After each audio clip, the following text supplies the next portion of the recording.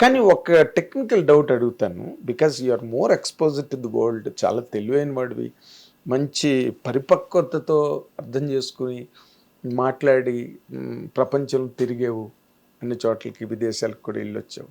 But today the world విలేజ్కి సిటీకి ఏదో ఆ సరౌండింగ్స్ లొకేషన్స్ తప్పితే మైండ్ సెట్స్ అన్నీ ఒక్కలాగే ఉన్నాయబ్బా.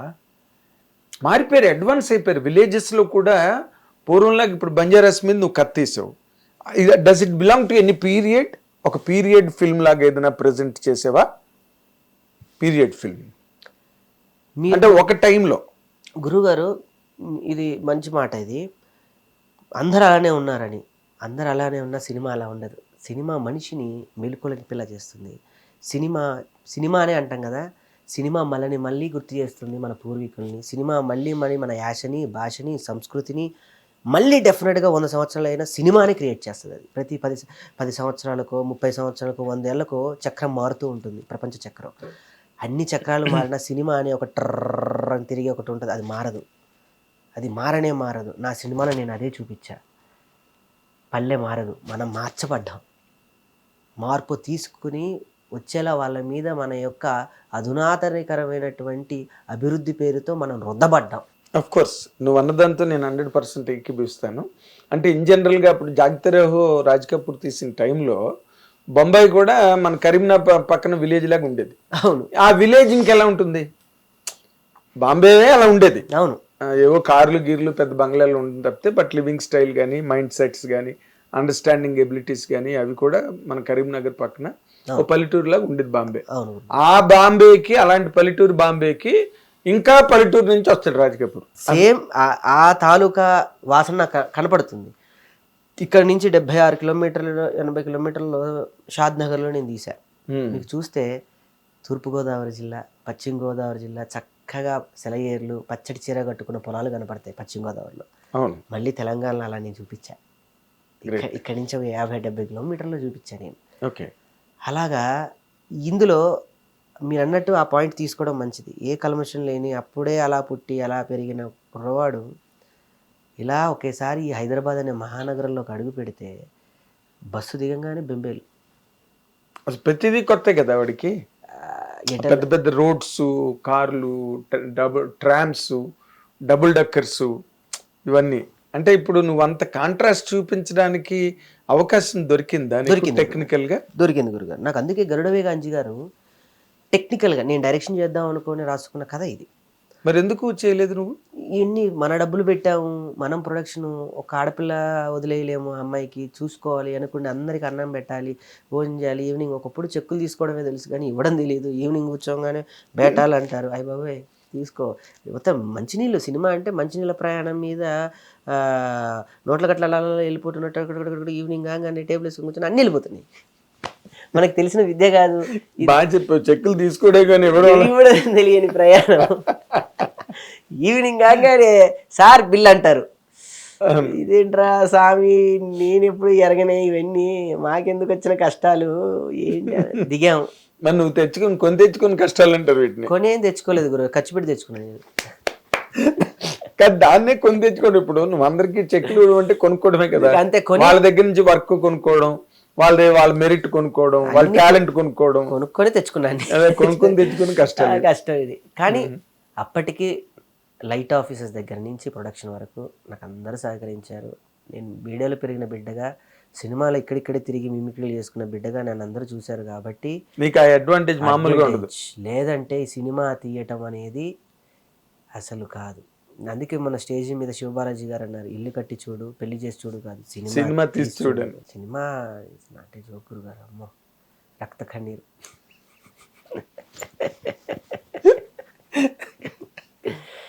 కాదు, నువ్వు బ్లడ్ డొనేషన్ చేసావు, రక్త కన్నీరు కాదు. బ్లడ్ డొనేషన్ చేసినా ఈ బ్లడ్ వేరే వాళ్ళ దగ్గరికి వెళ్తుంది. నా బ్లడ్ ఎవరికి డొనేషన్ చేశానో కూడా తెలియట్లేదు, బ్లడ్ మాత్రం లేదు ఇక్కడ. బట్ నీలో ఏంటంటే నువ్వేం కష్టాలు పడ్డావో, ఏ ఇబ్బందులు పడ్డావో అవన్నీ సినిమాలో తప్పదు. సినిమా అన్న తర్వాత 100% తప్పదు. మీరు హిట్ కొట్టినప్పుడు మళ్ళీ ప్రసూతి వైరాగ్యంలాగా అయిపోతుంది. మళ్ళీ నెక్స్ట్ పిక్చర్కి రెడీ అయిపోతావు నువ్వు. అర్థమైందా? ఈ మాట డైరెక్షన్ కూడా అంటావా? అది అల్టిమేట్ గోల్ గురుగారు. అది అంతేనా? చెప్పినా ఇప్పుడు చెప్పా ప్రస్తుత వైరాగ్యంలో అలాగే అనుకుంటుందంట ప్రతి స్త్రీ. ఈ పిండం గడిచి ఈ పిండం బయటపడితే బయటపడి చాలు. ఈ పిండం బయటపడి గండం గడిస్తే చాలు మళ్ళీ భావమోహన్ చూడనంటదంట. అయ్యో శివ తర్వాత మళ్ళీ యాదృచ్ఛికమే మళ్ళీ మామూలు. దాన్ని ప్రస్తుత వైరాగ్యం అంటారు. అందుకే అలాగే ఇప్పుడు నీకేంటంటే ఇప్పుడు ఇది అయిపోగానే రేపు సూపర్ హిట్ అని టాక్ రాగానే కేశవ్ చంద్ర రమావత్ సూపర్ హిట్ అని టాక్ రాగానే మన్నాడే నీకు చెక్కులు వస్తాయి. ఇప్పటి వరకు నువ్వు చెక్కులు ఇచ్చావు కదా, మళ్ళీ జబర్దస్త్ చెక్కుల కన్నా పెద్ద చెక్కులు వస్తాయి అన్నమాట. మీ ఆశీర్వాద బలం, మీ వాక్య బలం జరగాలి. ఏవి ఇక్కడ అన్ని ఏవి కొత్త కాదు రాకేష్. ఈ ప్రపంచంలో అన్ని ఇటువంటి విచిత్రాలన్నీ సర్వసామాన్యం. వేణేంటి మీ వేణు, అంతే కదా. జబర్దస్త్ వేణు ఏంటి ఇప్పుడు ఈ రోజున నానే చేస్తానంటున్నాడు, నానే చేయడానికి సిద్ధపడ్డాడు. ఏంటి ఏంటి విచిత్రం చెప్పు. వేణు ఎవరికి తెలియని అబ్బాయి అంతేగా కదా. ఇప్పుడు నువ్వు వేణు మీ అందరూ ఆల్మోస్ట్ ఒకటే స్లాట్ కదా, వేదిక, ఒకటే వేదిక, ఒకటే ఫ్రీక్వెన్సీ. వాళ్ళు మాకన్నా సీనియర్స్, చాలా senior by default of seniority, ఇంకా అంతకన్నా ఇంకేం లేదు. బట్ మీ అందరికి ఉన్న పాపులారిటీ జబర్దస్త్ నుంచి వచ్చింది కాబట్టి ఇప్పుడు నార్మల్గా యాక్టర్లుగా ఉంటారు. నీకు అసలు ఈ కథ రాయాలని, ఇటువంటి కథ రాయాలని ఈ రకమైన అదర్స్లో డైలాగ్ ఉంది చూడు బ్రహ్మానందం గారిది, ఏంట్రా ఆవేశం.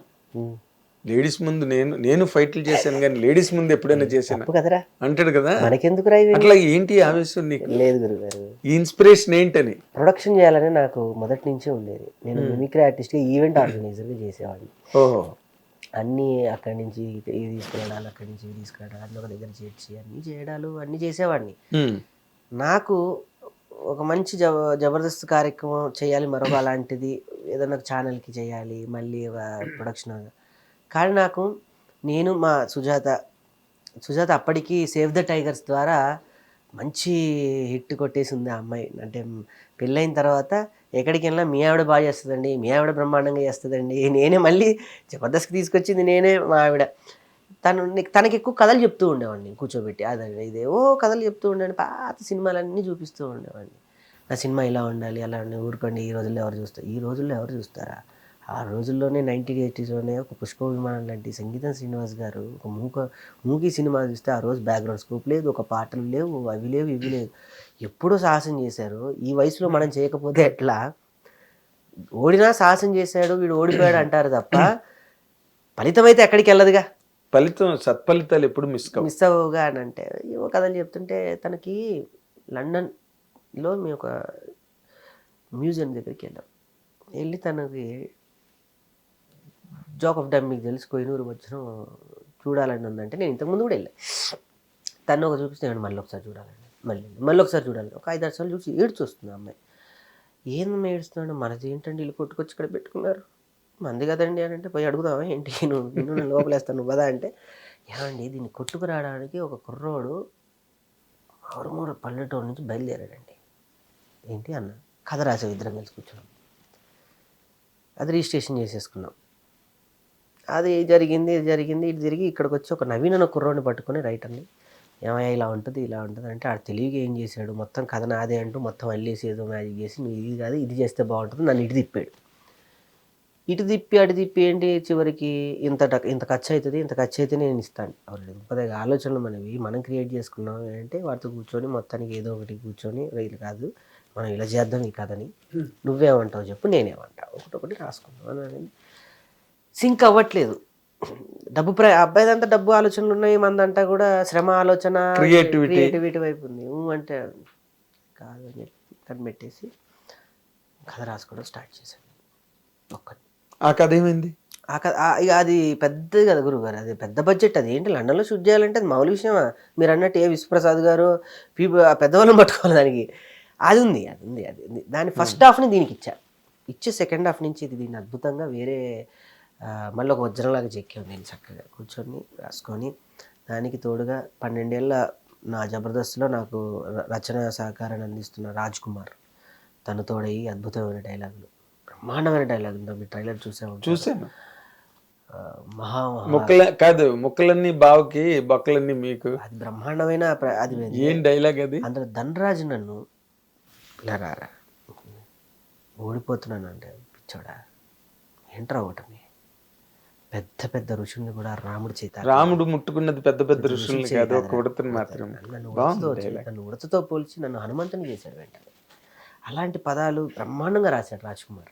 అవును, మంచి రచయిత. బాగా రాశాడు. నాతోనే ఉంటూ పాటలు కూడా చాలా బాగున్నాయి. అయ్యో కాశల శ్యామ్ గారు ఆ, అత్యంత యాది యాది ఆడి ఆడి అది దానికో కథ. మళ్ళీ కూర్చొని మా నేను వరంగల్లో ఉన్న జానపద కళాకారులు అందరూ పరిచయం. అక్కడి నుంచి వచ్చిన వ్యక్తే కాశల శ్యామ్ గారు. అవును, ఈ రోజు ఆయన డేట్స్ దొరకట్లేదు ఎవరు. అవును, ఇక్కడే నా దగ్గర కూర్చొని ఇంటర్వ్యూ చేసి వెళ్ళాడు. పెద్ద పెద్ద మీకు తెలియదు ఏముంటుంది, సీనియర్ గా మీరు మీరేమి ఇక్కడ ఉన్నారు, అందరు పరిశీలిస్తూ ఉంటారు మీరు. అలా శ్యామ్ గారు ఈరోజు పెద్ద పెద్ద వాళ్ళకి నాకు ఇంటర్వ్యూ దొరకడానికి 4 రోజులు పట్టింది శ్యామ్కి. నేను వెయిట్ చేశా, ఎందుకంటే కట్ చేస్తే మెడ్రాస్ అంటున్నాడు, కట్ చేస్తే బాంబే అంటున్నాడు, బెంగళూరు అంటున్నాడు. ఇక్కడున్న గురుగారు అర్జెంటుగా పాట ఇచ్చేయాలి గురుగారు, ఒక్క 2 రోజులు వదిలేండి గురుగారు అంటే అలా 4 రోజులు వదిలించుకున్నాడు. 2 రోజులు అని. నాకు సొంత అన్నయ్య కన్నా ఎక్కువ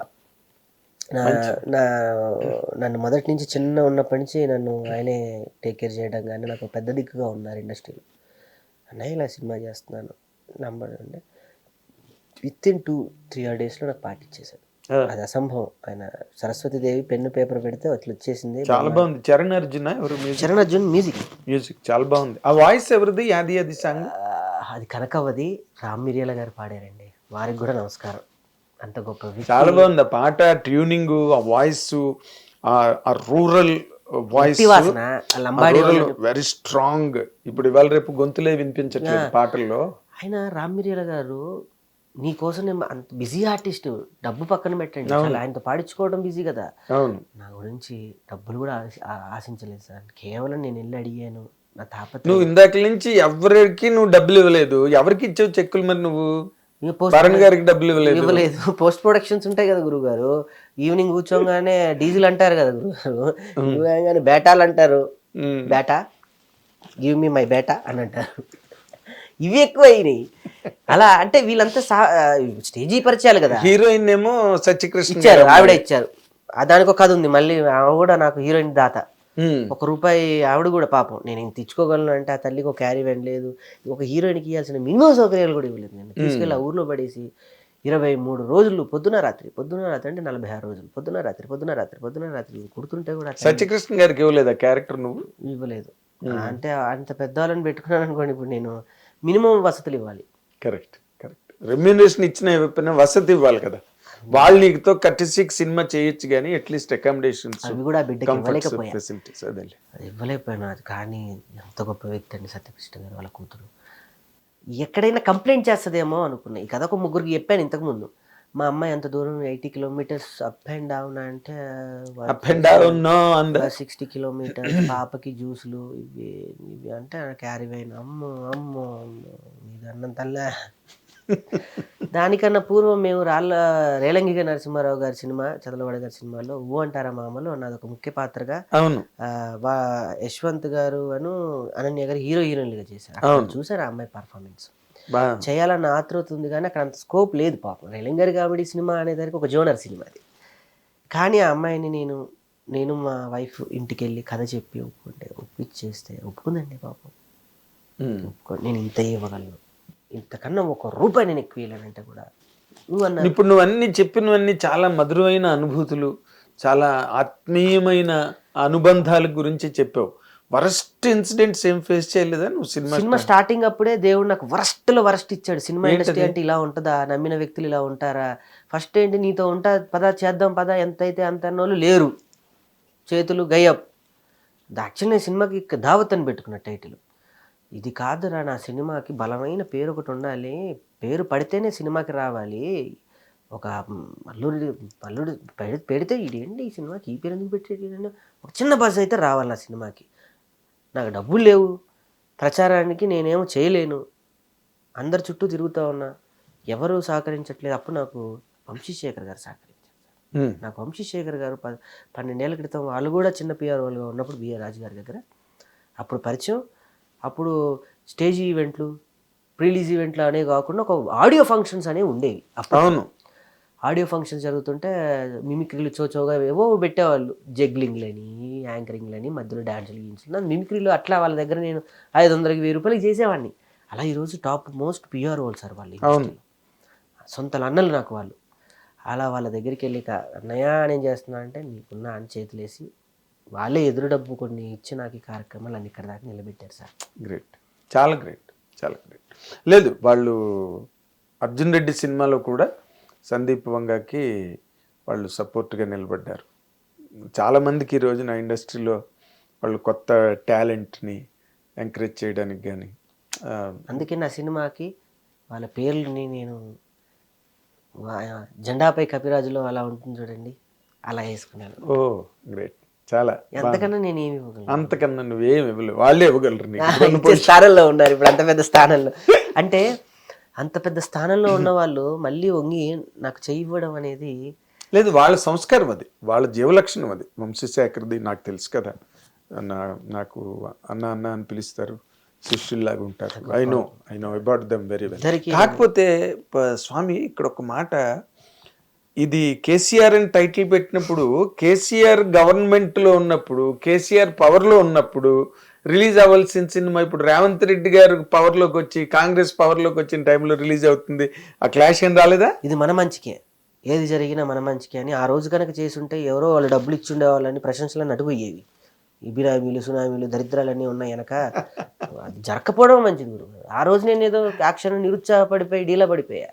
కానీ ఆ రోజు జరుగుంటే ఎవరో డబ్బులు ఇచ్చారు రాకేష్కి, ఎవరో అనుకున్నారు అని ఎంత పెద్ద పేరు నేను అపనింద మోసేవాడినో తలుచుకుంటేనే భయం వేస్తుంది. నీ త్యాగాలు వెలుగులోకి వచ్చి ఉండేవి. త్యాగాలు కాదు, రక్తం కూడా కలమషం చేసే రోజులు ఇవి. ఇది రక్తం కాదు, కుంకుమలో నీళ్లు పోసి మీదేసారనే రోజులు ఇవి. దరిద్రమే, రక్తం కాదనేస్తారు. కరెక్ట్. బాధని కూడా నవ్వుతుంటే కూడా, ఏడుస్తుంటే కూడా అది నవ్వు కాదు. మరి ఎవరు వద్దని లేదని నిన్ను, కేసీఆర్ ఏంట్రా బాబు, రేవంత్ రెడ్డి ప్రభుత్వం రా ఇది, నువ్వు ఎక్కడున్నారా బాబు? రేపు 22వ తారీఖు అందుకే రేవంత్ రెడ్డి గారిని పర్సనల్గా నేను మీట్ అయ్యి వారికి నా మొదటి టికెట్ అమ్ముతున్నాను వారికి. ఓ, నువ్వు మామూలుడివి కాదు, నన్ను ఇస్తున్నా ఆయనకి. వాళ్ళ ఛానల్ బిగ్ టీవీకి వెళ్ళి చెప్పా, రండి నా అవార్డు, ఈ సినిమాకి 3 అవార్డులు నేను తీసుకొస్తున్నా, ఖచ్చితంగా మీ అందరి సహాయ సహకారాలు ఉండాలి, మీ గవర్నమెంట్ కూడా చూడాలి. ఇది సినిమా తెలంగాణ భౌగోళిక స్వరూపం, తెలంగాణ యొక్క మట్టి వాసన. రేపు తెలుగు 2 రాష్ట్రాలతో పాటు ఒరిస్సాలో, కర్ణాటకలో, అమెరికాలో వచ్చేసి ఫ్లిప్టెక్స్ వాళ్ళు చేస్తున్నారు, ఆస్ట్రేలియాలో వచ్చి సదరన్ స్పేస్ ఇంటర్నేషనల్ వాళ్ళు చేస్తున్నారు నా సినిమా. ఒక డీప్ ఆర్ట్స్ అని ఒక మొన్న అమరం తీసుకున్న వాళ్ళు వచ్చి నా సినిమా వాళ్ళు భుజానికి వేసుకున్నారు. ఒక చిన్న రాకేష్ ప్రయాణం సార్. ఒక డిస్ట్రిబ్యూటర్ తీసుకోవడం ఏంటి సార్ నా సినిమా? చాలా గొప్ప వ్యక్తి. నువ్వు జీవితాంతం అతను ఫోటో పెట్టుకున్నావు. శ్రీనివాస్ గౌడ్ గారు నిజంగా పాదాభివందనాలు సార్. నిజంగా ఆయనకి మీరు ప్రత్యేకంగా నేను మీ ఇంటర్వ్యూలో ప్రస్తావించినట్టు వారికి మీ అభినందనలు కూడా ఇవ్వండి. తప్పకుండా, నేను ఇదే చెప్తున్నా, ఆయన ఫోటో పెట్టుకోమని చెప్తున్నా. నిజంగా, ఎందుకంటే ఇవాళ రేపు ఎవరి మట్టుకు వాళ్ళు బాగా టైఅప్ అయిపోయి ఉన్నారు. సినిమాలు పెద్ద సినిమాలు రిలీజులు ఏమో అదొక ఇది ఒక వింత అనకూడదు కానీ ఒక పెద్ద ఎంత సముద్రం ఇది. ఎటెళ్ళినా తిమ్మెంగళాలు ఉన్నాయి, ఎటెళ్ళినా కూడా యుద్ధమే ఇది. యుద్ధంలో ఓడిపోవడమే ఒకటి ఉంటది గురుగారు. కానీ ఇక్కడ కాకపోతే నువ్వు ఇలాంటి యుద్ధం చేసినప్పుడు కేసీఆర్ అని టైటిల్ పెట్టడం కూడా గొప్ప విషయం. ఎందుకంటే అతను మహాయుద్ధం చేసి వచ్చాడు, ఉద్యమ యోధుడు. అన్నారు ఎందుకు ఈ పేరు పెట్టావు అని అన్నారు. ఎవరు ఒకళ్ళు అడిగారు ఎందుకు ఈ పేరేంటి అని అన్నారు. కేసీఆర్ గారు వాళ్ళు ఎవరు అడగలేదు, అడిగారు. మనకి వాళ్ళ నుంచే నో అబ్జెక్షన్ లెటర్ తెచ్చుకున్నా, సబ్మిట్ చేసాక కదా ఆ సినిమాలో. ఎవరికి సబ్మిట్ చేసావు? మనం పార్టీకి సబ్మిట్ చేయాలి గురుగారు. మరి ఆయన పేరు వాడుతున్నప్పుడు అక్కడి నుంచి నో అబ్జెక్షన్ మనం ఛాంబర్ కి ఇవ్వాలిగా, రిజిస్ట్రేషన్ చేయాలంటే. రిజిస్ట్రేషన్ ఎవరు పేర్లు పెడతారు, రిజిస్ట్రేషన్ చేయరు. పైగా కేసీఆర్ పేరు ఒక ఉద్యమ నాయకుడు, ప్రపంచవ్యాప్తంగా ఆ పేరుకి నేను అన్నా ఆయనకి, నీకెందుకు ఇస్తా, చూస్తే ఎంతున్నావు నువ్వు, కామెడీ సినిమాలు చేసుకోపో అన్నారు. సార్ ఎవరు ఒక పెద్ద వ్యక్తి అన్నారు, పేరు చెప్తే ఫీల్ అవుతారు. సార్ కేటీఆర్. నువ్వు ఒక మాట నీకు అర్థం కావట్లేదు, నువ్వు ఇంత బజ్జిలోంచి ఇంత మీడియాలోంచి వచ్చినోడివి, ఆ పేరు చెప్పినప్పుడే దాని విలువ, లేకపోతే నువ్వు పడ్డ బాధకి అదే అన్నాను గురు. ఎవరది? ఒక పెద్ద వ్యక్తి, ఎవరు చాలా పెద్ద వ్యక్తి అన్నారు. ఛాంబర్ లో ఉన్న ఒక పెద్ద వ్యక్తి, ఛాంబర్ లో ఉన్న పెద్ద వ్యక్తి ఎట్లా రిజిస్ట్రేషన్ చేస్తాం ఇదంటే సార్ నేను అన్నా, సార్ కేటీఆర్, కేసీఆర్, ఎన్టీఆర్, ఎంజేఆర్, ఇప్పుడు మీరు చెప్తున్న ఈ రాష్ట్రంలో ఎన్ఎన్ఆర్ఆర్, రేవంత్ రెడ్డి ఆర్ఆర్లే, ఇవన్నీ 3 అక్షరాలు ప్రపంచానికి కుదిపేసాయి సార్. ఎన్టీఆర్ గారి దగ్గర, ఎన్టీఆర్ దగ్గర నుంచి స్టార్ట్ చేసి కేసీఆర్ గారి వరకు ఇవన్నీ ప్రభంజనాల పేరు సార్, ఊపిరిలు ఉంటాయి. పేరు మర్చిపోయావు నువ్వు సార్. ఇంకొక ఆరు. ఏంటి సార్? అసలు సినిమా ఇండస్ట్రీనే ఒక షేక్ ఆడించిన ఆరు అది. ఎంజేఆర్ RRR కాదు, చెప్పు నువ్వు. రాజమౌళి గారిది. నెక్స్ట్ పిక్చర్ డైరెక్ట్ చేద్దాం అనుకుంటున్నావు. రాజ్బాబు గారు. కాదు, సినిమా ఇండస్ట్రీని అసలు ఒక షేక్, ఒక షాక్. ఆరా డైరెక్టర్ అంటేనే అసలు అమ్మా అనిపించిన పేరు అది. అయ్యో బాబోయ్, ఏంటండి నేను మిస్ అయిన మీరు నాకు షాక్ చెప్తే నా గుండెలో షాక్ వస్తుంది. మరి అదే, అది నువ్వు ఆ పేరు ఎలా మర్చిపోయావు? ఏంటి గురుగారు, ఏంటది? ఏంటి చెప్పండి. సినిమా ఇండస్ట్రీ షేక్ అతని పేరు చెప్తే, సౌత్ ఇండియాలోనే షేక్ ఆయన పేరు చెప్తే. సాయి రాజేష్. అయ్యో నాకు ఈ టెన్షన్, నాకు మీరు ఎట్లా తెలుసా నన్ను ఇలా అంటుంటే గుండెలు అదురుతున్నాయి. ఏంటి చెప్పండి తొందరగా, పేరు ఇలా మిస్ అయ్యాను. దర్శకరత్న దాసరి నారాయణరావు గారు, డిఎన్ఆర్. రేపు సభాముఖంగా నేను ఇది చెప్తున్నా, మీరు గుర్తు చేశారని కూడా మీ పేరు చెప్పి చెప్తాను. S DNR, DNR Darshakaratna. తర్వాత ఏ డైరెక్టర్ అయినా తర్వాతే మా రేలంగి గారి గురుగారు వారు కూడా ఎప్పుడు ప్రస్తావిస్తూ ఉంటారు గురుగారు అని. ఎవరికది రాలింగ నరసింహారావు ఎవరు రాకేష్? ఈ సినిమా ఇండస్ట్రీవే గురువు గారని, మేస్త్రి అని, దర్శక రత్న అని. ఇంకా అంతకన్నా పెద్ద డైరెక్టర్ ఇండస్ట్రీలో పుట్టడం చెప్పారు కాబట్టి ఎన్టీఆర్, డిఎన్ఆర్, ఎంజేఆర్ నా పదాన్ని సవరించుకుంటున్నా. కాదు, నువ్వు మళ్ళీ ఆర్డర్ మిస్ అవుతున్నావు. ఎన్టీఆర్, ఏఎన్ఆర్, కేఆర్ఆర్. తర్వాత కేఆర్ఆర్ అంటే చెప్పండి. రాఘవేంద్రరావు గారు. 4 డిఎన్ఆర్. 5 ఇంకా నువ్వు నా లిస్ట్ వేసుకోవాలి. నీ లిస్ట్ వేసుకో. సరి చేశారు చక్కగా సవరణ. కేవీఆర్, మరంతే కేవిరెడ్డి గారు. ఎంజీఆర్ ఇంకా ఆఫ్ కోర్స్ ఎంజీఆర్. అంటే నేను ఎందుకు గుర్తు చేశానంటే, లేదు మంచి నువ్వు ఆరులో అసలు ఆరు మర్చిపోయి. నిజం, వాస్తవం ఇది నేను సవరించుకుంటాను. అది సెన్సేషనల్ ఆరు, మామూలు ఆరు కాదు అది. అలా ఆ పేరు నాకు సబ్మిట్ చేశా కథని. సార్ ఒక లంబాడి కుర్రాడు ఉంటాడు సార్, ఆడు కేసీఆర్ గారికి వీరాభిమాని సార్, మొత్తం కోసుకున్న కింద కేసీఆర్ అని పడుతుంది సార్. వాడు ఊరిని కాపాడడానికి ఊర్లో ఎవరికి చెప్పా చేయకుండా బస్సు ఎక్కి ఒక చిన్న మూట పట్టుకొని బయలుదేరాడు సార్. ఆడి కథ సార్ ఇదన్నా. ఆ ఊరికి ఆడు ఏం చేశాడు సార్, ఆ ఊరిని ఎట్లా మేలుకొల్పాడు, ఆ ఊరిలో జనాల్ని ఎలా కాపాడాడు రాత్రికి రాత్రి, ఆ ఊరికి వాడు ఎలా హీరో అయ్యాడు, ఆ ఊరికే ఈ ఫ్యాన్ అయినటువంటి వ్యక్తిని ఎట్లా రప్పించాడు సార్, ఇది సార్ కదా అని చెప్పాను నేను. ఇలాంటి నీ సినిమా ముందు ఎలక్షన్ ముందు వచ్చింటే కేసీఆర్ గారికి బాగా వెళ్ళిపోయింది. అమ్మో పెద్ద న్యూస్. మీరు చెప్పండి. కాదు, నేను చెప్తున్నాను కదా, టిఆర్ఎస్ కి ఒక సింపతి వేవ్ వర్కౌట్ అయి ఉండేది, ఒక మారల్ వేవ్ కనెక్ట్ అయి ఉండేది. అంటే నేనైతే రాజకీయ పరంగానే అనుకోలేదు గురుగారు. ప్రతి ఒక్క వ్యక్తికి అభిమానులు ఉంటారు, మీకు అభిమానులు ఉంటారు. ఎందుకుంటారు? ప్రతి వ్యక్తికి అభిమానులు ఉంటారు. నేను చెప్పేది అదే కంఠాపదంగా. చిరంజీవి గారికి కాదు, మహేష్ బాబు గారికి కాదు, కృష్ణ గారికి కాదు, ప్రతి వ్యక్తికి అభిమానులు ఉంటాడు. అలా ఈ కథలో సర్వసాధారణంగా తెలుసో తెలియకో వాళ్ళు పడ్డ కష్టాలకి, వాళ్ళు చూసిన ఇప్పుడు చిన్న లేత ప్రాయంలో ఏదన్నా ఒక సంఘటన చూస్తే అది బలంగా పాతుకుపోయి ఉంటుంది, బలంగా ముద్రపడి. నీ మనసులో కూడా చిన్నప్పుడు ఏదో ఒకటి ఉంటుంది, 100%. నా మనసులో చిన్నప్పుడు ఏదో ఒకటి ఉంటుంది. అది భయాందోళనకు గురి చేయొచ్చు, ఉద్రేకానికి గురి చేయొచ్చు, కసిగా మమ్మల్ని నిద్ర లేపచ్చు. అలా కుర్రోడికి కేసీఆర్ గారిని చూశాడు, చలో ఇక బండి ఏదైతే బండి వెనక బండి కడదామని బయలుదేరి. కాకపోతే ఆ కుర్రాడు బయలుదేరి పల్లెటూరులో బయలుదేరి నానా బాధలు పడి, నానా కష్టాలు పడి, ఎన్నో ఆశయాలతో పల్లెటూరు తాలూకు జనజీవన స్రవంతిని కంప్లీట్ గా మార్చేద్దామని ఒక ప్రెషర్తో హైదరాబాద్ వచ్చేసరికి హైదరాబాద్లో కేసీఆర్ గారు లేరు. రెచ్చాడు గొర్రె, చచ్చింది గొర్రె. అప్పుడు ఉన్నాడు, నేను కథ తీసినప్పుడు ఉన్నారు. నేను ఎక్కడ షూటింగ్ చేసినా కూడా పోలీసులు కాదు, రేవంత్ రెడ్డి చెప్పు ఎక్కడ షూటింగ్ చేసినా కూడా, నేను ఫస్ట్ టైం మూవీలో ప్రగతి భవన్ షూట్ చేసా పోయి ధైర్యంగా. నేను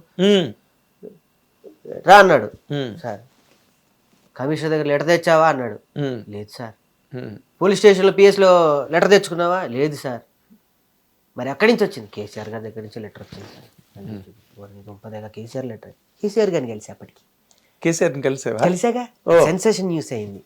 అప్పుడు గోరెటెంకన్న రాసిన పాట, గోరెటెంకన్న గారి పాట, మను గారు కల్పన అక్క పాడిన పాట, స్వరజతులు పదగతులు పల్లవించిన నేల, తేనె తీయని వీల నా తెలంగాణ వీల అనే ఒక పదాన్ని రాయించారు టైటిల్ పోతుంటే ఈ టైటిల్ కూడా వృధాగా వాడద్దు.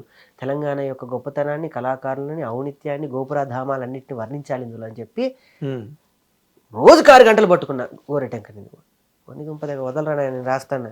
లేదు లేదు ఇక్కడ కూర్చోండి, నేలరా ఏం కాదు కూర్చోండి, మంచిగా మనం వచ్చింది రా కూర్చొని, పాపం అక్కడ కూర్చొని అక్కడ ఎంత గొప్పగా ఇచ్చారని, ఎంత గొప్పగా ఇచ్చారు గోరెటెంకన్న గారు. ఆయన చదివిన పుస్తకాలు అంత లేదు నా వయసు, ఆయన రాసిన అక్షరాలు అంత లేదు నా వయసు. ఇచ్చాడు సార్. స్వరజతులు పదగతులు పల్లవించిన నేల, తేనె తీయని వీణ రాగాల తెలంగాణ, విపద దరువుల నేల, యక్ష జ్ఞానపుష కవియోగి భాగవత స్కందాల ఈనే, జయకీర్తికై మోగెరా తెలంగాణ తంగిడై పూసిందిరా అని ఇచ్చాడు సార్. తెలంగాణ తంగిడై పూసింది ఏమిటి ఇచ్చాడండి, ఎవిడయింది చూడు. అందులో కూడా ఆ ఎత్రిక్ టర్మ్ అది తంగిడై అనేది. తంగిడి పువ్వులు అన్నది మామూలుగా గులాబీ పువ్వులు, మల్లె పువ్వులు, చామంతి పూలు, కానీ తంగిడ మళ్ళీ మట్టి బతుకమ్మ పడింది అక్కడ. అంత గొప్ప పదం నాకు గోరెటెంకన్న గారు. గ్రామీణ పరిమళం. నాకు బాలుగారు పాడితే ఇష్టం ఆ పాట. మళ్ళీ అక్కడ మళ్ళీ మనుగారిని పట్టుకున్నా. బాలుగారు లేరుగా అప్పుడు.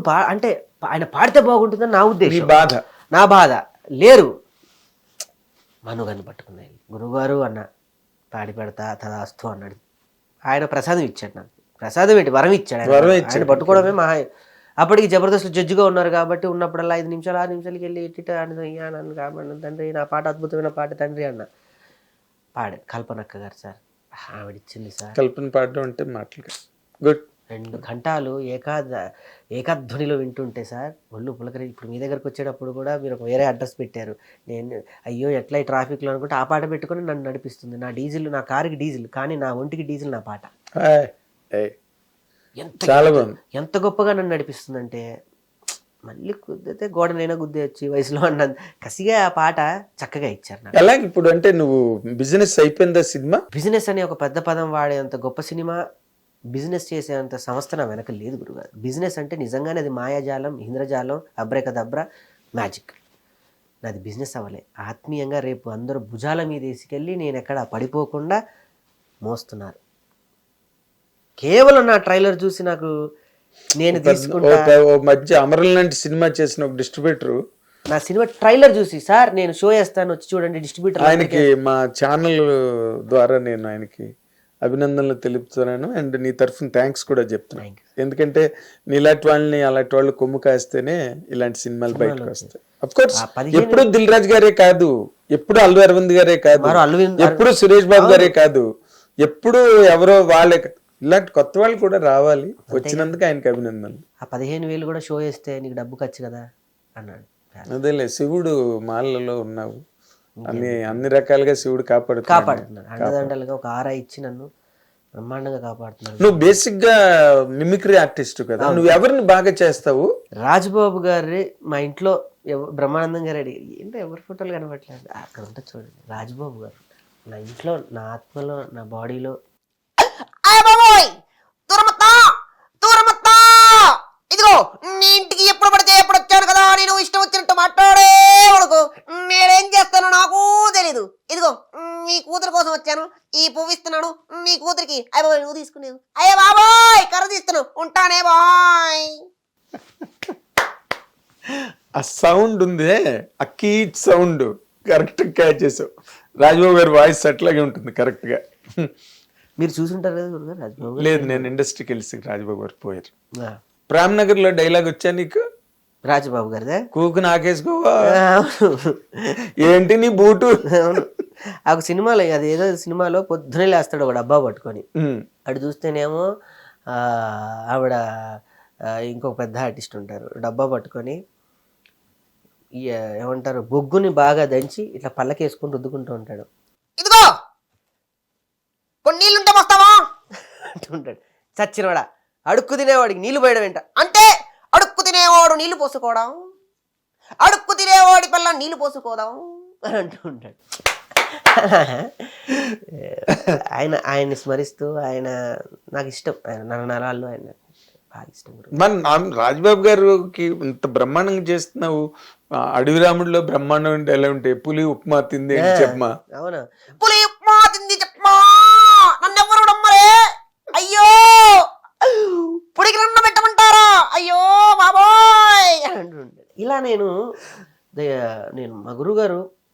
వచ్చిన తర్వాత ఆ, నాకు ఎక్కువగా నన్ను అంటే మిమిక్రీ పరంగా ఇన్స్పిరేషన్ చేసింది హరికిషన్ గారు. అప్పటికి ఆయన జురాసిక్ పార్క్ అని ఒకటి చేస్తూ ఉండేవాడు. మోస్ట్ సౌండ్ ఇల్యూమినేషన్స్ అంటే కళాకారులు ఎక్కడ ఏ కంఠం చేసినా కూడా ఆ భాషకే పరిమితం. కానీ శబ్ద అనుకరణ అనేది యూనివర్సల్. అది అప్పటికి అంటే కంఠాన్ని అనుకరించడం అప్పటి ప్రయోజనమే తప్ప దానికి రంజింపజేయడం సభ్రమాచర్యలకు గురి చేయడం ఏం పెద్దగా జరగదు దానివల్ల. అప్పటి వరకు ఆనందింపజేయడం ఆ క్షణానికి రంజింపజేయడమే. కానీ సౌండ్ని చేయటం వల్ల పంది ఎక్కడ ఇచ్చినా పంది, కుక్క ఎక్కడ ఇచ్చినా కుక్కే, హెలికాప్టర్ ఎక్కడైనా హెలికాప్టర్, విమానమే. అట్లా నాకు ఆయన చూసినప్పుడు జురాసిక్ పార్క్ అని చేసేవాడు. స్టీవెన్ స్పిల్బర్గ్ అప్పుడే ఆయన ముందు ప్రదర్శన చేశారు అప్పట్లోనే అమెరికాలోనే. హరికిషన్ గారు ఆయన అప్పట్లోనే ఆయన డాలర్ మీద is a wonderful mimicry artist in the world by Harikishan రాసిచ్చాడు. అలా ఆయన నన్ను, మీకు తెలిసే ఉంటారు హరికిషన్ గారు, బాగా తెలుసు. ఆయన దగ్గర నేను జురాసిక్ పార్క్ అనేది చూశాను. అప్పట్లో తెలుసుగా మైక్లో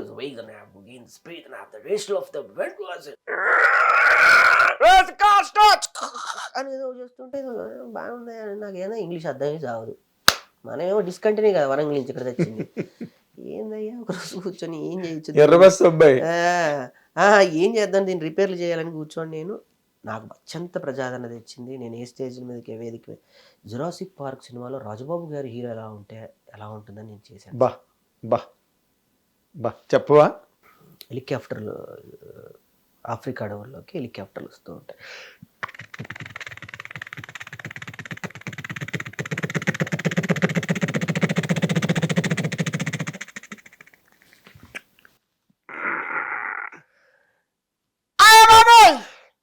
ఇదే జురాసిక్ పార్క్.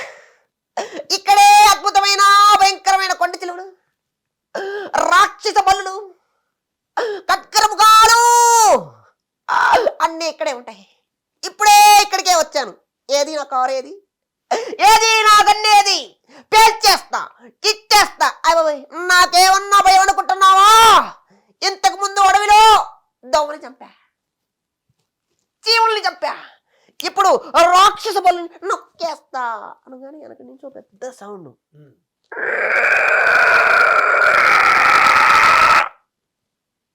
ఏంటది? ఏదో అరుస్తున్నట్టుగా ఉంది. ఏంటా సౌండ్? రాక్ పండ్ ప్లేస్కి ఏదో వచ్చినట్టున్నా, అదేదో నన్ను వెంబడిస్తుంది, పరిగెత్తండి అని చెప్పి 15-20 నిమిషాల కార్యక్రమం. అది మైక్రోఫోన్ ఉంటే బ్రహ్మాండంగా మనం చేయొచ్చు. అట్లా ఒక 20 నిమిషాల కార్యక్రమాన్ని నా సౌండ్ విజువలైజేషన్ మధ్యలో ఆయన కార్ స్టార్ట్ చేయటం, బుల్లెట్లు స్టార్ట్ చేయటం, రాజబాబు గారు రాక్షస బలిని చంపటం, చివరికి విజయం సాధించి ఆ జురాసిక్ పార్క్లో నుంచి బయటికి రావడం. అది ఒక 20 నిమిషాల సంఘటన నన్ను ప్రపంచవ్యాప్తంగా నన్ను గుర్తింపు తీసుకొచ్చింది. ఎక్కడికి వెళ్ళినా ఎవరు వెళ్ళినా అదొక్కటి చేయవే అయ్యేమొద్దు అని. అలా రాజబాబు కొడుకులు నా ప్రదర్శన అక్కడ అమెరికాలో చూడటం. నీకు తెలుసా, మా నాన్నగారి రాజబాబు గారు అని వాళ్ళని ఆత్మీయంగా వాళ్ళే వచ్చి పరిచయం చేసుకోవటం. తర్వాత ఇక్కడ అనంత్ గారు కానివ్వండి, చిట్టుబాబు గారు, వారందరూ కూడా నన్ను ఆత్మీయంగా అప్పుడప్పుడు. అన్నిటికీ మించి నాకు గొప్ప జ్ఞాపకం జీవితంలో ఏంటంటే రమప్రభ గారు, నువ్వు మళ్ళీ పుట్టావురా రాజబాబు అంటూ ఉంటుంది. నాకు ఎప్పుడన్నా ఆవిడ ఎన్ని రాజబాబు గారితో ఎంత కాంబినేషన్. ఆవిడ బోర్ కొట్టినప్పుడల్లా నేను మాలలో ఉన్న ప్రతి సంవత్సరం, ఇప్పుడే ఈ సినిమా వాళ్ళు వెళ్ళలేను, ప్రతి సంవత్సరం 2 రోజులు ఒక రోజు వెళ్ళి అవుతూ ఉండి మదనపల్లి వెళ్ళిపోతే అక్కడికి వెళ్ళిపోయి ఈ మనసులకి ఇవన్నీ నాటకీయ పరిణామాలు దూరంగా ఒక 2 రోజులు ప్రశాంతంగా ఒళ్ళో పెట్టుకొని పాతకి ఎప్పుడు వాళ్ళ ముందు అన్ని మాట్లాడుకుంటూ ఆమె సరదాగా మళ్ళీ వినిపిస్తూ. ఆవిడ పెద్ద అనుభవాల సముద్రం. ఆవిడ సినిమా ఇండస్ట్రీ ఎన్నో నాకు చెప్పి, అవును ఆవిడ ఎన్నో ఆవిడ మహానుభావురాలు. అంత గొప్ప నటి నన్ను ఆదరించడం, నా బిడ్డను ఆదరించడం, మా సుజాతను కూడా పెళ్లి జరిగేటప్పుడు వాడిని బాగా చూసుకోమ్మా, వాడు కళాకారుడు అని, నా బిడ్డ నీ చేతిలో పెడుతున్నా అని. ఇవన్నీ బాగానే ఉన్నాయి కానీ అసలు మా ఏ భార్య కూడా ఇల్లు కొంటానంటే ఆనందపడుతుంది, పూలదండ వేస్తుంది, కానీ ఇల్లు తాకట్టు గట్ట పెడతానంటే చెప్పు తీసి కొడుతుంది. మీ ఆవిడ ఊరుకుందా? కారు కూడా పెడతామంది. ఎందుకంటే అది కూడా ఆవిడ, మనకి ఎందుకు కాళ్ళు ఉన్నాయి కదా కారు పెట్టేద్దాం అంది. పాపం బంగారం. అందరి ప్రోత్సాహం వల్లే. అదే అక్కడే నీకు ప్రారంభమైంది అసలు ధైర్యం, ఆ అమ్మాయి దగ్గర నుంచి కదా. అమ్మాయి ఎంకరేజ్ చేసింది చాలా గురుగారు. అసలు ఆవిడ ముందు వీ షుడ్ కంగ్రాచులేట్ హర్. ఎందుకంటే నీకు నువ్వు ఇన్నాళ్ళు పడ్డ కష్టానికి ఇదొక సమగ్రమైన రూపం ఈ సినిమా. నీకున్న ప్యాషన్కి ఇండస్ట్రీ అంటే. చదువు సంజయ్ కూడా మానేసి ఇటు పక్కన నేను లాక్కొచ్చిందంటే ఎంత విధి, ఎంత బలీయమైనది. అందుకే ఉన్నాయి పెద్ద పెద్ద వాక్యాలు. పాండవనం అసలు గుమ్మడిగా డైలాగ్ విధి చాలా బలీయమైనది. ఆనాడు ఆయనకే తప్పలేదే. మరి అదే శివయ్యనే మర్రి చెట్టులో దాక్కోవాల్సిన కరెక్ట్. కానీ నేను ఇంకొక మాట విన్నాను, మీ ఇంటి పేరు శ్రీపతి పండితారాధ్యులు వారంట కదా. ఆరాధ్యులు. మా పెద్దనాన్న గారు పురోహిత్యం, వరంగల్లో మంచి పేరుంది. అలానే ఇప్పుడు చెప్తే ఏంటంటే, ఇప్పుడు ఏదో రాకేష్ వెలుగులోకి వచ్చి ఇవన్నీ చెప్పుకున్నా, నేను ఎప్పుడు ఏ వేదిక కూడా చెప్పుకోలేదు.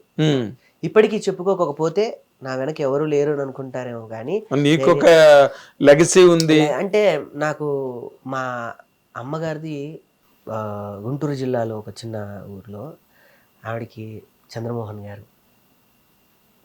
గారు మీకు రచయిత,